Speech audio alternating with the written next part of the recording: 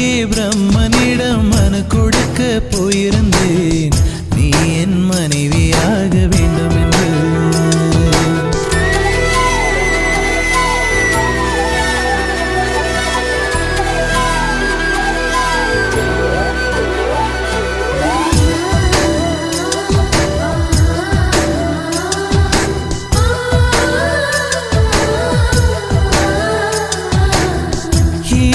பிறவி என்று இதுவரை நினைத்திருந்தேன், உயிரே